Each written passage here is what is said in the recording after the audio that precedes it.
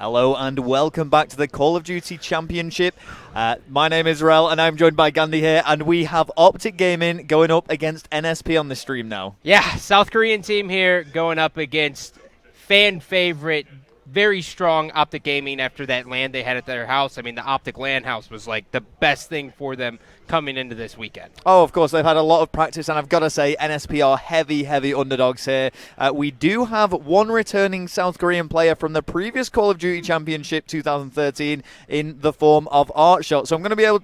It's going to be great seeing if he can try and replicate his performance from last time. Yeah. I'd probably say he was one of the better South Korean players, but as I say, Optic Gaming heavy favorites going into this. Yeah, Optic Gaming, I think everyone's kind of expecting to kind of pencil this in as a 3-0, but I mean, Optic Gaming, one of the main things they worked on coming into the LAN really was, they were going against Strictly Business. And when you're playing against Strictly Business, the one thing you need to know is that they all run steady aim. So, the members of Optic Gaming kind of reverted to that, and they've been winning so many of these up-close battles because it's all about hip fire. You don't even have to zoom in anymore. It's just...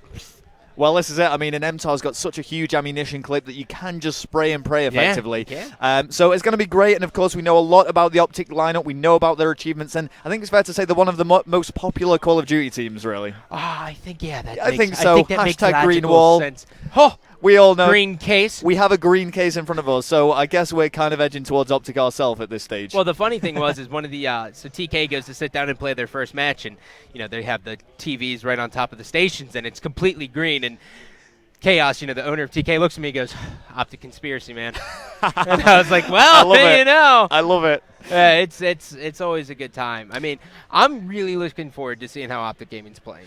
Because like day 3 of the LAN, it was like SB started doing very well, but it was still like Optic won the first 2 days. Yeah, I mean, the great thing about this actually is, of course, we know so much about Optic. We know what they're capable of, but the NSP, the South Korean team, they're kind of this unknown entity. Like, they could have just been training hard leading up to this, and nobody would have known about it. Yeah, and that that's one of the things that are bittersweet, about the CoD World Champ, right? Like, it's just you never know about these like South Korean teams or any of these teams because they may not necessarily stream it. If they do, we're all asleep. Yeah. So we have no idea what to expect. I know last year they had a quite the showing. Oh, yeah. I mean, I'll be honest, they struggled last year at the Call of Duty Championship, so they did fall out in the bottom bracket, swiftly knocked out of their pool. But, hey, they're back. They've earned their place rightfully. As of all the other teams, this is, of course, an international world tournament. It is the Call of Duty World Championship, proudly presented by Xbox, of course. And I believe it's Strike Zone Domination, the first map in game mode. Yeah, that's a very good map for map 1. I mean, Strike Zone Dom has kind of been like the staple. I mean, across all lands, that was the first game mode that was played. That's what everyone's comfortable with. And, the big thing about it is it's all about those individual battles. I mean, you get into so many gunfights on Strike Zone. So it's a great warm-up. It's a great way to kind of get your feet wet, especially at, the championship. Of course, and I mean, it's such a small map in respect to the other maps that are available. So we are going to see a lot of close quarter combat here. It's really going to fall down to the gun skill of each individual player, I feel. Yeah, it's going to be very heavily reliant on the gun skill a lot, but, it's all about the rotations too. I mean, there's so many times, where a lot of teams kind of use B as bait, right? Like they hop on it and then they're like, okay, I want you to come and try to grab B. And then meanwhile, as soon as you hop on B, they're taking your home flag. And that's really it's just this big rotation, and it's all about just getting the right cutoffs. Mm-hmm. Absolutely. And I mean, last time Optic, albeit under a different roster, last year Optic did place 3rd with Nadeshot, Scump, Merc, and Big Timer. This time we do see Merc and Big Timer replaced by Embos and Clayster. You could argue, I've got to be careful what I say here because I don't want to upset people. I know what you're going to say. You could argue this might be a stronger team. I would say yes. I don't think it would upset many people. I think everyone knows Big Timer's one of the greatest of all time. Oh, of course. Right? And Merc was a hell of a player back then, and he still is to this day. But, I mean, I think with the addition of Clayster, they add that hype factor. I mean, Clayster's been such a staple. He's one of the best ARs in the game, period. And you pair the best AR in the game with one of the best subs in the game in Scump, you're going to see immediate success. Yeah, and I believe Clayster, when he did form part of Complexity, he's now actually been replaced by Karma. Of these 7 of the 8 tournaments that he was competed in, he were first place. The other one was a second place. Yeah, it's... we know what he's capable of. He's a good player. I have all eyes on... I have all eyes on Embos for this one. I think Bose is this player who you know, he has a hard time online, but on LAN he always shows up. Ever since UMG Philadelphia, he's been consistently impressing everyone. But, you know, there's such a big gap in between events that people kind of take online way more serious than, you know, it's supposed to be. Granted, you know, there are online tournaments, but it's just like, you know, you got to throw a guy a bone every once in a while. And I'm very critical on it because I was like, I don't know. But, ladies and gentlemen, we are getting ready for Strike Zone Domination. I'm going to put you on the hot seat. Pre-match, pre-side.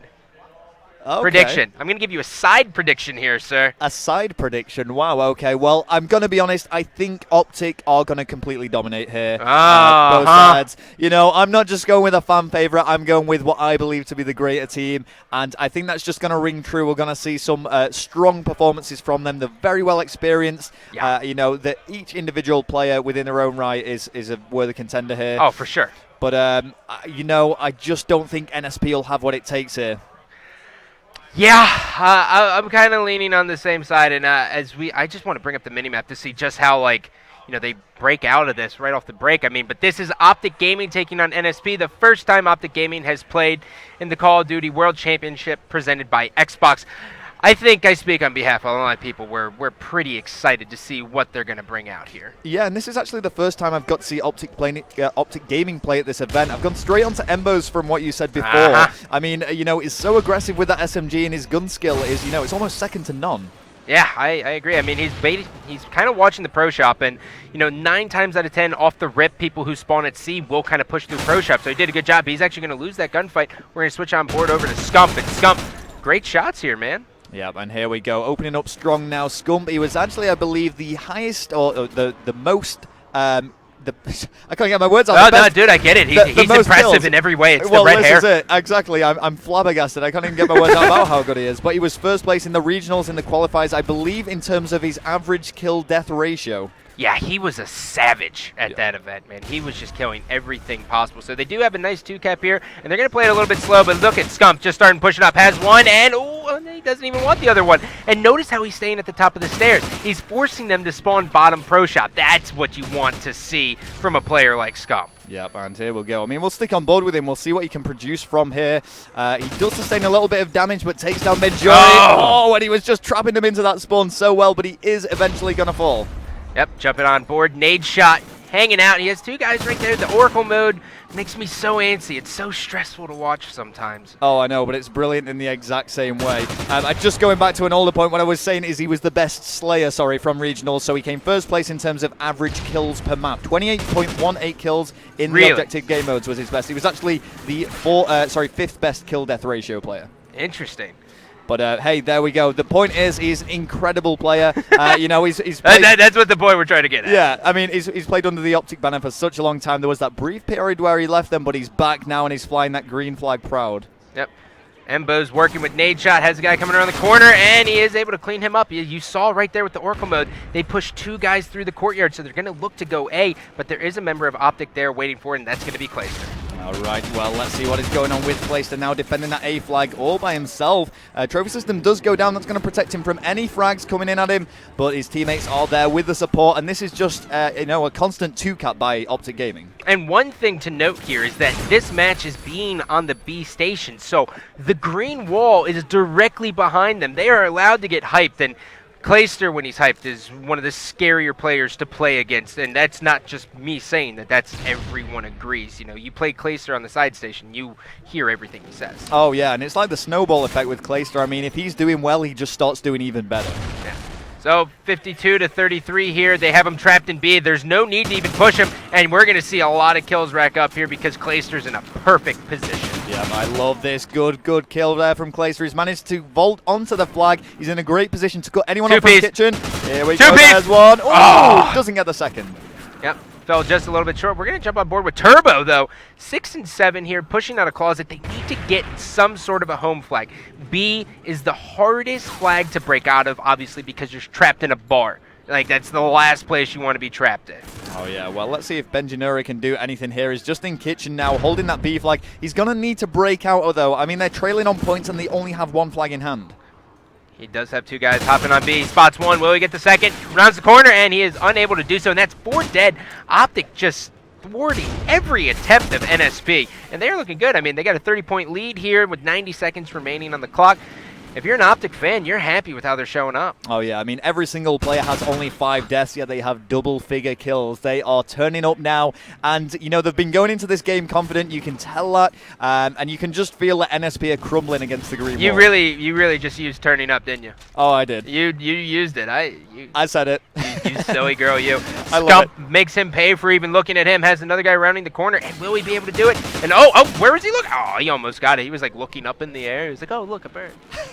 Well, I want to see Artshot. So this is the returning South Korean player, currently going 5-15, but as I say, he's competed internationally before under the previous South Korean team that did bow out in the bottom bracket in Call of Duty Champs 2013. Artshot gets one, gets cleaned up from behind, and he only has one teammate left alive as his teammate's coming up the respawn. That's going to be Turbo. Now, Turbo's in a little bit of an interesting spot here. You know, they were able to get A, but he has a guy pushing. You'd like to see him play that a little bit slower. Yeah. I mean, I think with the this first half closing out, I've got to say, I thought Optic Gaming would be doing better, and I know that sounds like a ridiculous thing to say given the actual that's scoreline. A bold statement, my man. I mean, I've really, I think, severely underestimated the South Koreans. Don't get me wrong, this is a huge scoreline to be leading by for the first half, but yeah. I'm just trying to give the South Koreans some credit. I mean, they're putting up some sort of a fight, I guess. Yeah, no. I think 57-point lead is definitely putting up a fight. Yeah, well, they're trying. They're trying their best. But here we go. Final kill cam there. Clayster just cleaning things up, taking down Artshot. And a nice 20 kills to only 6 deaths for Clayster, so top slayer for the team. Yeah, and, you know, the one thing you notice right there from Clayster just running around, steady aim. Yep. You know, Clayster, when he joined Optic, you know, Optic had to make that decision. Do we want to play AR dominant maps because we have Clay, or do we want to play sub-heavy maps, right? And I think as a unit, they kind of all agreed, like, Scump is, you know, you want to play to the sub play, especially in Call of Duty Ghost, because, you know, we're seeing it's predominantly subs these days anyways. But for him just making that switch over, I mean, he's had a couple tournaments. We've seen in the past in Black Ops 2 a little bit when he was rocking the sniper, but he's making the transition well, man. Yeah, and this is it. This is what really separates the men from the boys, if you will, in terms of Call of Duty players. Yeah. If you can transition from one title to another, great example being Sharp from Team Caliber, who just remains consistently at that top level, then that really shows your worth, because you'll find some players, they're great on one title and then struggle on the next. Yeah, and I think that's really just becomes down to, like, if they put in the time off the break. Sure. I mean, I think that's really what relies heavily on, because when you think about it, you're sitting there and you're like, do I really need to put that much effort in? It's like the same engine. I think I can just kind of walk into it. But as everyone knows, as soon as you get complacent, especially in Call of Duty, you just see people drop off instantly. And that's what you don't want to see. But as long as you have that grind, that motivation, you're normally good. I mean, the big story here, I've yet to talk about this. Big Curse Las Vegas didn't even make champs. They're defending champs. How do you not make champs? I mean, neither of the Curse teams actually qualified, which I think was a shock for a lot of people, but particularly Las Vegas, because that comprised 3 of the 4 previous champions, the only returning one being Karma, who now features under Complexity. Yeah.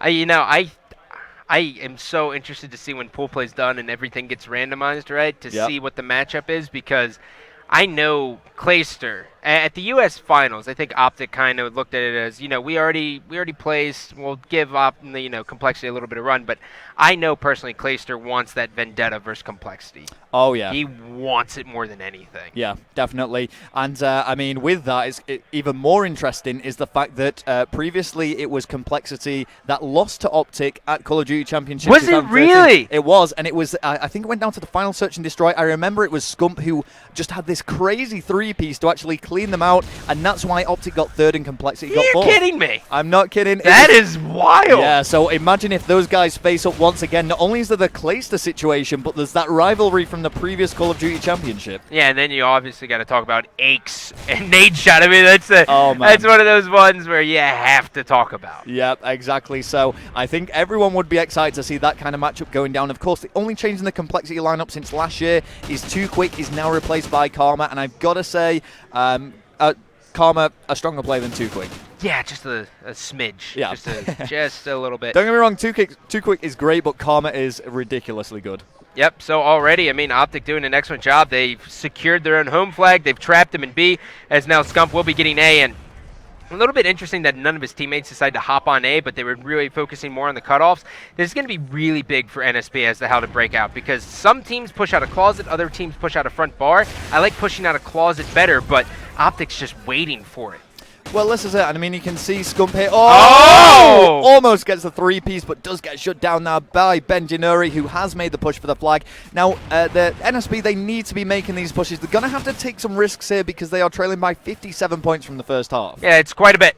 Yeah, it's a little bit of a margin. They have pretty much no choice other than to go for the 3-cap. So if they want to do something special, it's got to be now. Yep. I don't even know how to pronounce his name. I'm not. Oh. I'm going to say that was accidental. Yeah, we'll let him off. Well, we'll let that one slide. So, Deloshi. Is it Deloshi? I'm going to say Deloshi. They need to come with how to pronounce the names. There we go. As I say, pronounce. There we go. I'm going to stay with Deloshi. I like it. I like the sound of that. Rolls off the tongue quite easily. Here we go. He's he looked like he was going to go for the push on B, but he knew he had to also defend B. Benjanuri gets shut down as well. Turbo currently top of his team for Ghosts. But does get shut down again. Yep.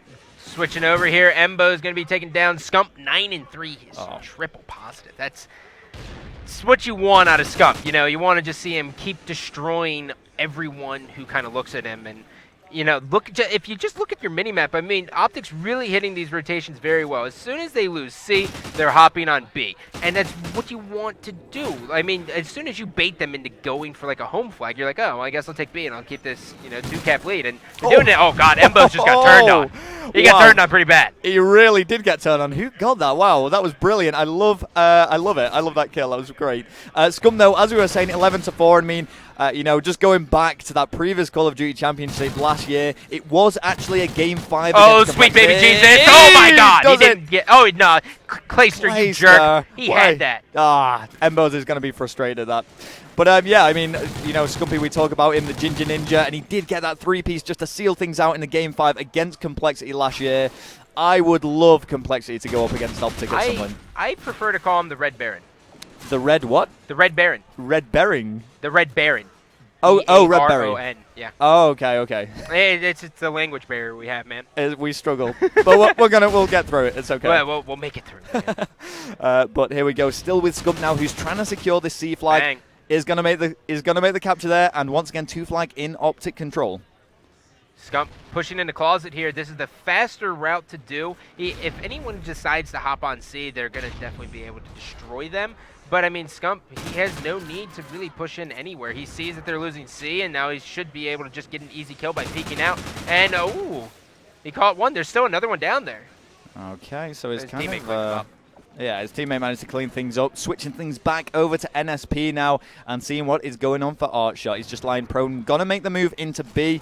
Mathematically, NSP cannot win this now. Regardless, though, they are just gonna soldier on and try and, they're playing for pride, really. Yeah, let's check out Scump. I mean, more than double positive, just been crushing everything in sight, and I just really want to see how he's going to finish this game out. I mean, he's got 37 seconds here. He's got one guy make that 2, and will he get the 3-piece? Because right around the corner. Oh, he spotted him. Oh, he does make it well. Scumpy there. 19-6 now. Brilliant 3-piece. I love it. He does get taken out on the A stairs, but going big for his team to seal the deal and close things off. This is a massive victory for Optic, actually. A big point lead. I really like you driving. I've been driving all day with the controller. It feels so nice.